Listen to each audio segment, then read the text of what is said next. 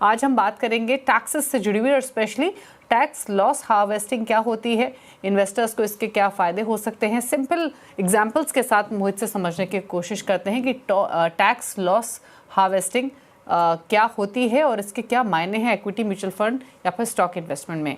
बताएं मोहित।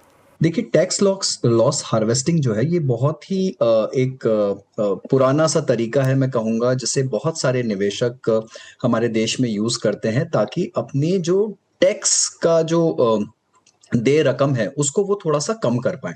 जो आपकी टोटल टैक्स लायबिलिटी है उसको आप कैसे रिड्यूस कर सकते हैं, उसके कुछ-कुछ नुस्खे हैं।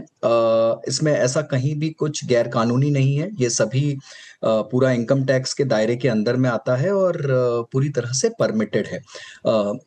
तो यहाँ पर कुछ जो बहुत ही कॉमन से फैक्टर्स हैं उसका मैं उल्लेख करूँगा। तो सबसे पहला तो ये होता है कि मान लीजिए आपने 1 लाख रुपए का कुछ निवेश किया। अब आप देखते हैं कि उसमें आपको कुछ लॉस दिख रहा है। तो मान लीजिए वो 1 लाख रुपए का निवेश जो है आपका वो 80,000 रुपए का निवेश हो गया है। अब आप चाहें तो इस लॉस को बुक कर सकते हैं। यानी आप उस यूनिट को, म्यूचुअल फंड के यूनिट को या उस स्टॉक को आप बेच दीजिए, तो वो गेन या लॉस जो है वो आपका रियलाइज हो गया। तो यहाँ पर आपको 20,000 रुपए का लॉस हो गया। अब ये लॉस 2 तरह का हो सकता है, या तो ये शॉर्ट टर्म लॉस हो सकता है, यानी अगर आपने 1 साल से कम अवधि में इसको रिडीम किया है या बेचा है, तो वो शॉर्ट टर्म लॉस हो गया। 1 साल से ऊपर अगर बेचा है, तो वो लॉन्ग टर्म लॉस हो गया। अब मान लीजिए कि ये शॉर्ट टर्म लॉस था। अब वहीं पर आपके पास में कुछ दूसरा स्टॉक भी है, जो कि आपके पास में जिसकी भी एक बार उदाहरण के तौर पर अगर समझे, जो जिसकी कीमत भी 1 लाख रुपए थी और आज उसके अगेंस्ट में आपका जो वैल्यू है वो 1,25,000 रुपए है, तो यहाँ पर आपको 25,000 रुपए का गेन है। तो आप उसे भी साथ-साथ में बेच दीजिए और जो आपका 20,000 रुपए का लॉस है, वो आप अपने 25,000 रुपए के गेन के सामने, मतलब 20,000 के सामने 20,000 रुपए आप सेट ऑफ कर सकते हैं, तो इसे सेट ऑफ कहते हैं। तो जो भी आपका लॉन्ग टर्म लॉस है, वो आप लॉन्ग टर्म गेन के अगेंस्ट में सेट ऑफ कर सकते हैं पूरे का पूरा। अगर जितना आपके पास में लॉस है, उतना ही आपके पास में लॉन्ग टर्म गेन है, तो आपको कोई भी टैक्सेबल इनकम नहीं आएगी। और इस केस में चाहे आपने 25,000 रुपए का गेन अर्न भी किया था बेचने पर क्योंकि आपने 20,000 रुपए सेट ऑफ कर दिए, तो अब आपके पास में जो गेन की धनराशि बची है वो सिर्फ 5,000 बची है और आप टैक्स सिर्फ 5,000 रुपए पे देंगे, पूरे 25,000 पर आप कोई टैक्स नहीं देंगे। तो जो भी आपका लॉन्ग टर्म लॉस है वो आप लॉन्ग टर्म गेन के अगेंस्ट में सेट ऑफ कर सकते हैं, और जो आपका शॉर्ट टर्म लॉस होता है उसे आप शॉर्ट टर्म गेन्स के अगेंस्ट में या लॉन्ग टर्म गेन्स दोनों के अगेंस्ट में सेट ऑफ कर सकते हैं। तो ये छोटा सा क्लॉज है, इसे आप ध्यान में रखिए। जहां भी आपको लॉस दिख रहा है और अगर आपके पास में कॉरस्पॉन्डिंग उसी फाइनेंशियल ईयर में कहीं पर कोई गेन है, चाहे वो लॉन्ग टर्म हो शॉर्ट टर्म हो, और अगर आप उसको सेट ऑफ कर सकते हैं, तो ये अच्छा रहता है कि एक बार को आप वो बुक कर लीजिए।